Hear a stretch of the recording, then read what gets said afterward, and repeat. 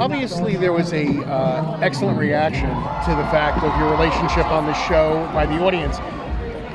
The idea of gay characters on a TV show is no longer novel. Sure.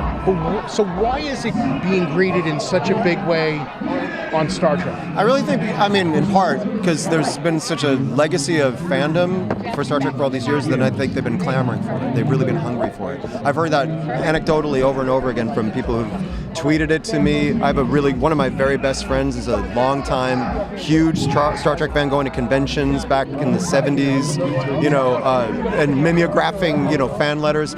There's always been a pretty strong gay segment of the fandom, and I think they've been wanting it. So they've been hungry for it. I think that's part of it, is that it's sort of been missing.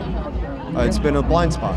Yeah, and on a larger level, outside of Star Trek, yes, it's become more novel for people to see gay couples on television, but let's be honest, it's not like they're on every show, and as far as diversity is concerned, mostly when we talk about LGBT characters on TV, we're still talking about gay white men. And so when we see more people who are more diverse within the community, I think that excites people who are diverse within the LGBT community. And so, I think we're also seeing an interracial couple here.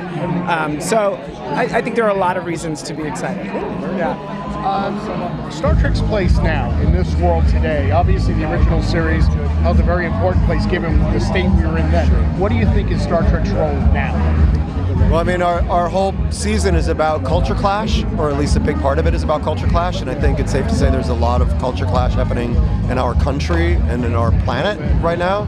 So I think it speaks to those issues, and it asks the questions, how do you get past that? How do you achieve peace? Alex was talking about it in the panel, but yes, there's darkness in our show, in our story, but it's about, to me, you have to sometimes go through the valley to come out the other side. And to earn the peace, to earn the enlightenment, to earn the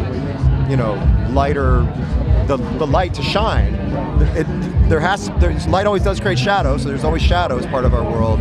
But, you can find a more idealistic way to approach these things. I think that's what Star Trek has always represented.